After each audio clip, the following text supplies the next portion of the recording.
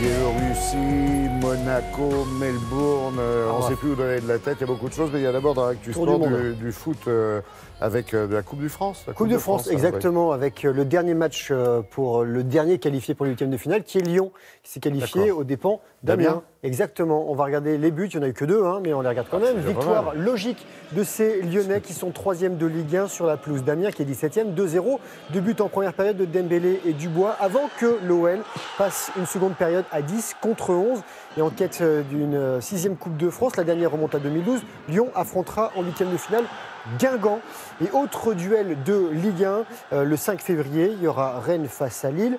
Caen ira à Bastia, club de National 3. Croix, qui évolue en National 2, accueillera Dijon. Et le PSG ira à Villefranche, club de National. Du foot français encore, avec Thierry Henry, qui n'est plus entraîneur de Monaco. À peine 3 mois et demi après sa prise de fonction pour sauver le club actuel, il est actuellement avant-dernier de Ligue 1, il n'a remporté que 2 matchs de Ligue 1, 7 défaites, 2 nuls, éliminé de Ligue des Champions et de Coupe de France. Il reste encore la Coupe de la Ligue et Leonardo Jardim, qui l'avait remplacé, devrait revenir. Du foot à l'étranger et des clubs et des Français qui brillent. En Angleterre, c'est la League Cup, demi-finale retour. N'Golo Kanté ouvre le score pour Chelsea qui bat Tottenham 2-1, mais les Blues sont éliminés. Et en Espagne, quart de finale aller de la Coupe du Roi. Le Real Madrid bat Gérone 4-2, dernier but madrilène signé Benzema. Exactement.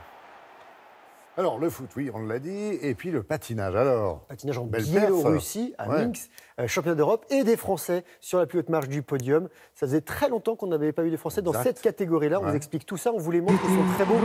Les voici sur la plus haute marche du podium. Donc, Morgane Cyprès, Vanessa James. Et c'est le premier titre continental d'un couple français depuis 1932, et celui d'André et Pierre Brunet. Et c'est la première médaille d'or du patinage tricolore depuis 9 décennies. Hier, James et Cyprès ont été impeccables lors du programme libre avec une note de 149,11, record personnel, ça parlera aux spécialistes. Et ils ont devancé les couples russes Tarasova, Morozov et Boykova-Kozlovski. Et on a aussi les messieurs qui concouraient hier, et le français Kevin Emoz, lui, est 4e à l'issue du programme court. C'est lui. L'autre français en lice s'appelle Adam Xiao Im. Il est protégé de Brian Joubert, son entraîneur. C'est sa première fois en Coupe d'Europe. Il est 13e. Et le leader, c'est le russe Mikhail Kolyoda, médaillé de bronze et européen en 2017 et 2018 et médaillé aux mondiaux en 2018. Un autre type de glisse, rallye de Monte-Carlo, le premier de la saison. Ogier, vainqueur ici les 6 dernières années et 6 fois champion du monde en titre avec son copilote Gracia. Ils sont actuellement 2e.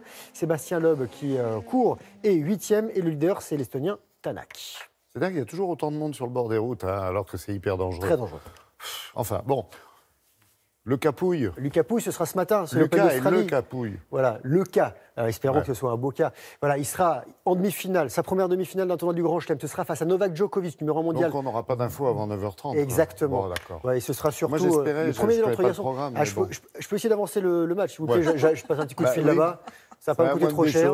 Voilà. Bon, je vais faire ça pour vous. En revanche, l'un des deux sera opposé à Rafael Nadal, qui s'est qualifié pour la finale. On a l'image de cette balle de match de Rafael Nadal, qui n'a fait aucun cadeau à Tsitsipas, qui se retrouvait dans le dernier carré d'un tournoi du Grand Chelem pour la première fois de sa carrière. Il a 20 ans.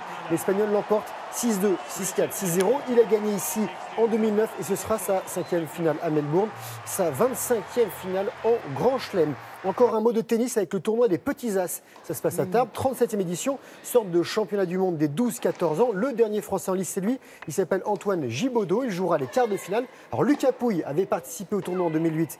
Il avait atteint les 8e de finale. Nadal a gagné en 2000. Et Djoko a été en quart de finale l'année suivante. Du biathlon avec la Coupe du Monde à Antersalva. Le sprint hier. Et la meilleure Française, c'est elle. Elle s'appelle Julia Simon. Elle s'est classée 11e et victoire de la Tchèque Markéta Davidová. C'est son premier succès en Coupe du Monde. Et pour finir, on continue de se rafraîchir avec l'Ice Climbing Écrin. l'Ice Écrin Festival, 29e édition. C'est le plus vieux rassemblement de glaciéristes en Europe du côté de l'Argentière-la-Bessée, dans les Hautes-Alpes. Ouais. Piolets, crampons sur des cascades gelées. Alors plus de 1000 personnes sont venues grimper sur ces sites éphémères et féeriques. Alors si vous voulez vous y mettre, on le rappelle, on n'y va jamais seul. Un guide est indispensable. Et dans 15 jours, il y aura Champagny-en-Vanoise en Savoie qui accueillera une étape de Coupe du Monde. Et on a été à Champagny, on vous présentera ça samedi prochain. Pas samedi, ça serait bien que vous alliez faire un petit tour comme ça sur les parois de glace. On va vous montrer ça, on l'a fait, c'est très beau. Parfait, c'est très bien.